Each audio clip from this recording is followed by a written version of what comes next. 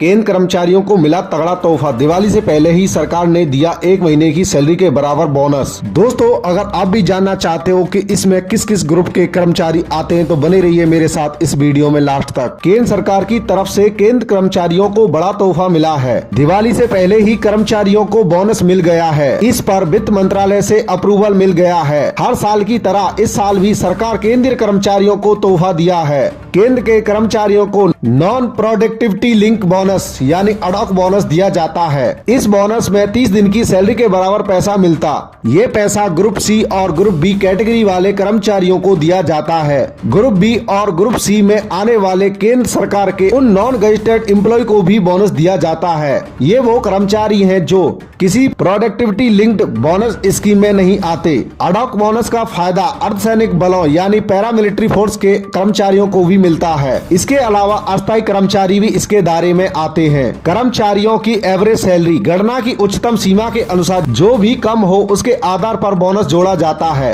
30 दिनों का मासिक बोनस करीब 1 महीने की सैलरी के बराबर होगा। उदाहरण के लिए अगर किसी कर्मचारी को 18,000 रूपए मिल रहा है तो उसका 30 दिनों का मासिक बोनस लगभग 17,763 रूपए होगा। इसमें कैलकुलेशन के हिसाब से 7,000 स्टार 30.30.4 बराबर 17,763.15 रूपए यानी 17,763 रूपए बनेगा। इस तरह के बोनस का फायदा केंद्र सरकार के उन कर्मचारियों को मिलेगा जो 31 मार्च 2023 तक सर्विस में रहे हैं। साल 22-23 के दौरान कम से कम 6 महीने तक लगातार ड्यूटी दी है। अडॉक बेस पर नियुक्त अस्थायी कर्मचारियों को भी ये बोनस मिलेगा। हालांकि सर्विस में कोई ब्रेक नहीं होना चाहिए। ऐसे कर्मचारी जो 31 मार्च 2023 को या उससे पहले सेवा से बाहर हो गए, उन्होंने त्याग पत्र दे दिया हो या सेवानिवृत्त हुई हो, उसे स्पेशल केस माना जाएगा। इसके तहत वे कर्मी जो अमान्य तरीके से मेडिकल आधार पर 31 मार्च से पहले रिटायर हो गए या दिवंगत हो गए हैं, लेकिन उन्होंने वित्त वर्ष में 6 माह तक नियमित ड्यूटी की है तो उसे अडॉक बोनस के योग्य माना जाएगा।